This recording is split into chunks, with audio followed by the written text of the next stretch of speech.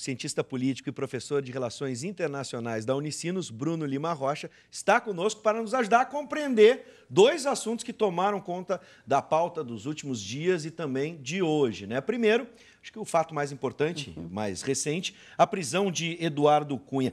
Qual o impacto, professor? Essa prisão pode legitimar para alguns que acreditavam que a Operação Lava Jato era seletiva, especialmente com foco no PT?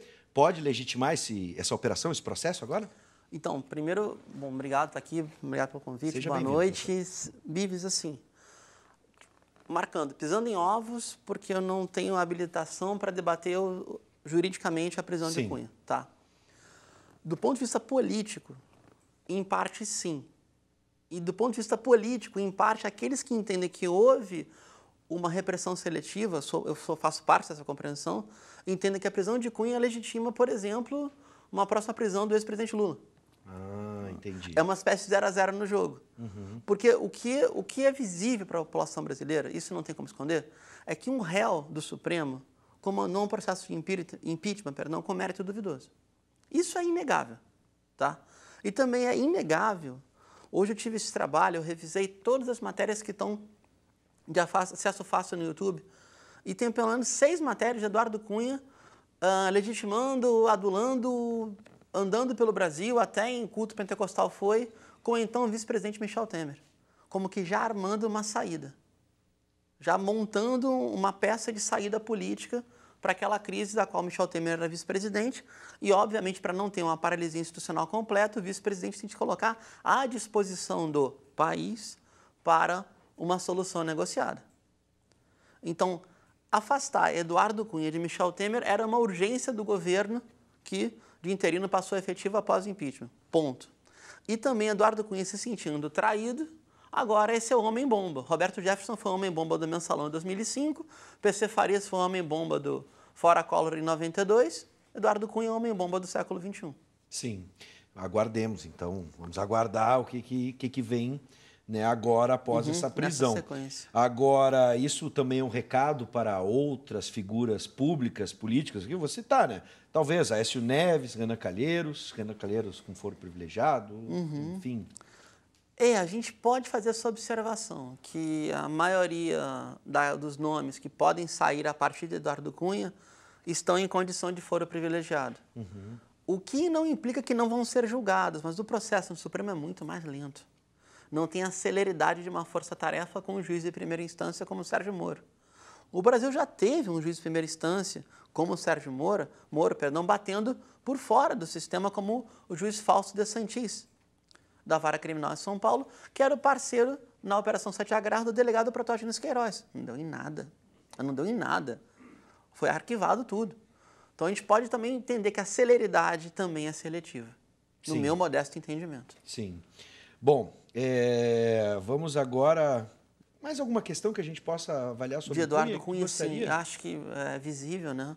Sim. Como todo homem de poder, toda pessoa de poder, para falar só em homens, ele tem um lado fraco, visivelmente fraco, que é a sua relação familiar. Então, já deixou explícita várias vezes a fragilidade da exposição da imagem de sua esposa, a jornalista Cláudia Cruz, e de sua filha.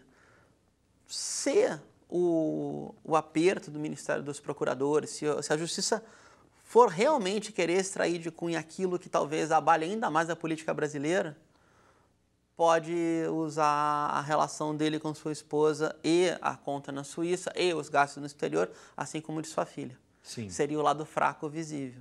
A gente até já comentou aqui nesse programa, se não me engano, 2 vezes essa condição de Cunha, Cláudia Cruz, Cunha, sua filha. Como qualquer pai, não é porque, em tese, Cunha é o malvado favorito do impeachment, é um operador que supera qualquer nível de decência pública, ele não vai ter uma relação afetiva e honesta com a sua família. Sim. E também todo mundo tem um lado fraco. Está provado isso. Inclusive, me chamou a atenção agora, nesse seu comentário, professor, uma matéria que foi feita com ele, agora não me lembro se foi Globo Record. Foi com o Roberto Cabrini, né? Isto, foi o SBT? SBT, né?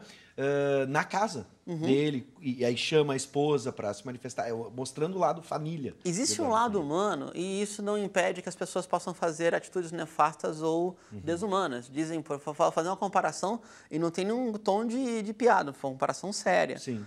Aquele médico nazista, Josef Mengele, Sim. ou Mengele, como a gente fala em português, dizia-se que era um avô carinhoso. Uma pessoa que botava anilina nos olhos de crianças judias, um fascínio. Sim. Então, o campo da vida privada é muito delicado. E eu espero que no Brasil a gente não adentre o campo da vida privada como é na política dos Estados Unidos, por exemplo. Eu vou dar uma dica, tá? Não sei se o senhor vai concordar ou não, ou se assiste, mas quem curte a série Game of Thrones, que é um sucesso mundial, lida muito com isso, né? A questão do bem e do mal, como em determinado contexto, aquele personagem, por mais nefasto e maléfico que ele possa ser, tem um momento familiar ou tem um momento de misericórdia em determinado contexto. É só para trazer para a ficção, porque às vezes acaba ajudando a ilustrar um pouco da realidade. A analogia brasileira em relação ao Cunha era aquela brincadeira House of Cunha, né? Que ele seria House of Cards, cara, outra série. Ele seria o personagem vivo que o Kevin Spacey faz, aquele líder democrata no Congresso dos Estados Unidos, e manipula como ninguém o regimento interno, as relações com o executivo. Enquanto o Eduardo Cunha conseguia liderar primeiro o Blocão, depois o Blocão virou Centrão de novo. Centrão é o nome da direita na Constituinte. No Brasil só tem direita em momentos de crise política, senão todo mundo é de centro. Tá? Sim. Então, o Blocão que virou Centrão, enquanto foi útil para essa aventura política desse impeachment com cara de golpe, ou golpe com apelido de impeachment, ele surfou numa onda muito positiva. Agora, no momento que ele se torna, aspas, o vilão da sociedade brasileira, a vilania da política brasileira, Eduardo Cunha, está sendo fritado. Agora é a hora de tudo saltar, se é que ainda resta algo a saltar, ou se é que a justiça, ou a força-tarefa da Lava Jato, para ser bem específico, vai querer essa celeridade e essa celeuma. Eu continuo com a tese que há punição seletiva e há tempos seletivos de punição. Só para fechar, o senador Delcídio Amaral, ele não teve alteração para ser preso? Pois é. O Supremo não liberou? Por que não liberou isso com o Eduardo Cunha? No final de 2015, antes de ele aceitar o pedido de impeachment. Fica Essa a pergunta. Fica a questão. Bom, agora vamos trazer para uma realidade mais próxima, né? As eleições de Porto Alegre. Primeiro, vamos entender o que está acontecendo na campanha, né? Que ficou claramente mais agressiva no segundo turno. Ficou. Né? O que levou a essa mudança de tom. Vejo muito pouco se falar em propostas e mais ataques e defesa. Né? Na minha leitura da campanha de Porto Alegre, o candidato Marquesan Júnior, ele toma a gestão, essa continuada, José Fogaça e Fortunati como alvo, e simboliza Melo como essa continuidade. Então, eles seriam continuismo, sendo que toda a coligação do Marquesan Júnior, do Maurício Cedric e do próprio Melo compuseram essa enorme frente de partidos políticos que governaram a capital do Rio Grande. No segundo turno, a moeda vira. Uma vez que Marquesan Júnior está na frente, o Melo começa a bater para desconstruir a imagem de Marquesan Júnior. Até aí, é feio, mas é do jogo. Os acontecimentos recentes de Porto Alegre não são do jogo. Eles ocorrem em muitas eleições municipais, assim, inclusive no Vale dos Sinos. Mas eu tenho relatos assim para todo mundo ficar bem estarrecido. Mas esse nível de violência explícita, não implícita, explícita na campanha, se ela foi simbólica, se ela não foi, se foi uma tenebrosa coincidência do incêndio nos arquivos do DEP, nos tiros contra a sede do Comitê do Marquesan e até agora, a tese majoritária, a tese preponderante, suicídio do coordenador de campanha do Melo, a gente não tem como afirmar. Mas que esse cenário, que esse enredo traz um ambiente de violência, uma espécie de uma violência intra-oligárquica dentro do grande campo da centro-direita ou da direita, também é inegável. Bom, algumas pessoas afirmam que virou caso de polícia. Realmente saiu da Justiça Eleitoral, que geralmente a gente tem, né, pedidos e protestos na Justiça Eleitoral, agora para uma operação policial mesmo? Então, Mives, qualquer manual de política, de qualquer escola, vai dizer o seguinte: a política é a guerra por outros meios e a guerra também é a política por outros meios. Quando a disputa política ela entra na violência, e seja a violência do Estado reprimindo uma marcha, por exemplo, uma manifestação, ocupação, seja a violência entre grupos políticos disputando um poder eletivo, um cargo eletivo, ultrapassa o nível da disputa política e entra no nível da violência política. A violência política, embora ela seja usada com muita eficiência pelo aparelho de Estado para defender seus interesses ou dos seus grupos dominantes, quando se dá entre partidos, ela costuma ser alvo de uma investigação bastante sólida. Então, no meu modesto entendimento, o chamado à Polícia Federal é um chamado correto, visto que, pelas correlações políticas, Sebastião Melo coordenou a campanha do governador Sartori. O secretário de Segurança, que era o ex-prefeito de Santa Maria, César Schirmer é do mesmo partido. Então, em tese, embora a Polícia Civil tenha uma autonomia bastante grande e tenha um corpo de policiais sindicalizados que também não seguem uma orientação ipsiliter do Palácio Piratini, sempre vai ficar sob suspeita que houve uma investigação em função dos interesses da eleição de Porto Alegre. Porque a eleição de Porto Alegre é o trampolim para reeditar a aliança, no caso PSDB-PP, como foi a aliança PMDB-PDT para a eleição para a eleição Fogaça Fortunati. O Fogaça concorre ao Piratini em 2010 e Fortunati assume a prefeitura. Sim. Então agora é a reedição dessa aliança PDT-PMDB. Só que aplicada também entre Júnior e o seu vice. Porque qual seria a lógica? O Partido Progressista lançaria um candidato para o Piratini, possivelmente a senadora Ana Amélia, com o apoio do PSDB, com a Prefeitura de Porto Alegre. Sim. Então tem muita coisa em jogo, muita coisa em jogo, para além da disputa eleitoral imediata. A narrativa e a desconstrução da imagem do candidato Sebastião Melo pela campanha de Marquesan Júnior foi muito agressiva. Muito agressiva. Ah, você está inventando, eu não vi isso na TV. Então procurem um canal chamado Mamãe Falei, ou Mamãe Eu Falei, uma coisa assim. Sim. Que ficou notório, que elevou o tom. Elevou o tom. Como a gente está na província, aquele que elevou o tom veio de fora. Certo? Sim. Se não me engano, em 2004 ocorreu a mesma coisa. Não, 2004 não. Em 2008 ocorreu a mesma coisa. Na tentativa de derrotar essa continuidade da prefeitura em segundo turno, a chapa do PT chamou o jornalista de fora para tentar fazer os pontos de crítica mais contundentes, até porque era uma pessoa de fora da província. Agora, isso era a mesma coisa num período de era digital, de redes sociais, e aquilo pegou muito mal.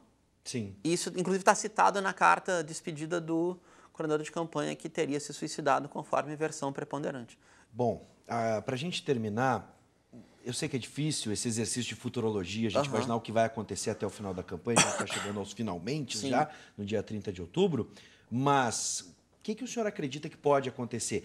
Chegou nesse nível, né? A gente pode esperar, porque a repercussão do que está acontecendo está sendo muito grande. Sim. Dá para esperar que agora o pessoal possa baixar um pouco a bola e acalmar um pouco os ânimos? Eu creio que sim. Eu creio que sim. Porque, de novo, pisando em ovos, sem nenhum tipo de ilação. Tá. Pelo manual da política, vejam só, o vice-prefeito era alvo por ter a imagem da prefeitura e da continuidade e por estar em cima da máquina pública. Tá? Embora não de todo, em parte, a parte mais importante, que é o Poder Executivo. Tá bom? Então, ele está aqui. Há uma substituição pelo voto. Quem é que ganha em Porto Alegre? Branco, nulo e abstenção. Né? A segunda posição é do Marquesan Júnior, a terceira posição é do vice-prefeito. Então, essa inversão obrigaria o vice-prefeito a bater, para desconstruir a imagem do gestor. O gestor quase que ilibado. Ilibado, sim, mas o gestor quase que sem máculas na carreira política.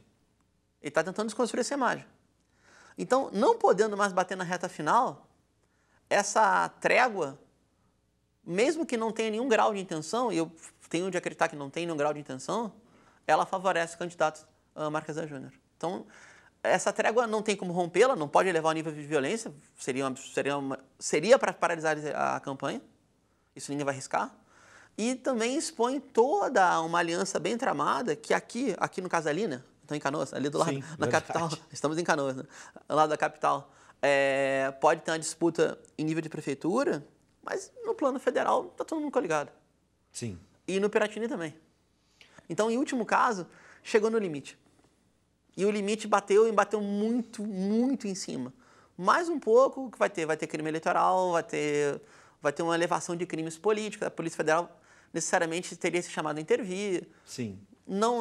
Em tese, não condiz com as tradições modernas do Rio Grande do Sul. Com as tradições arcaicas condiz, muito, mas as modernas não condiz. A gente tem poucos segundos, mas só para encerrar, será que essa violência, esse tom mais elevado, pode ir para a militância na hora H, que acaba indo para a rua? A gente sabe que o bandeiraço é proibido, mas as pessoas vão se encontrar ali nas sessões eleitorais, nas zonas, enfim. Eu creio que vai ser uma eleição tensa, mas eu creio mais ainda que não tem militância. Sim. Militância no sentido de voluntariamente estar aderindo a uma causa em função... Mas a gente sabe que tem pessoas envolvidas, ligadas diretamente, tem pessoas que vão envolvidas com interesses bastante estratégicos aí. Claro. Esses interesses vão se confrontar no voto, mas o dia da eleição vai ser muito tenso. Sim. Muito tenso, não tenho dúvida disso. Para fechar, eu não sei se o senhor chegou a reparar que temos, professor, agora, como é que a gente diz, páginas voltadas ao humor para ajudar nessa desconstrução de ambos os candidatos. Com certeza, assim, sarcasmo tá... Isso, sarcasmo, a piada na internet virou agora a sessão de humor para usar como ferramenta. Sim. Tem mais isso agora para a gente analisar. Numa outra oportunidade, eu quero agradecer a presença do professor Bruno Lima Rocha e vamos esperar que pelo menos um tom de paz e civilidade a gente possa ter aqui na nossa campanha. Vamos orar por isso, né? Muito bem, professor, obrigado mais uma vez, seja sempre bem-vindo.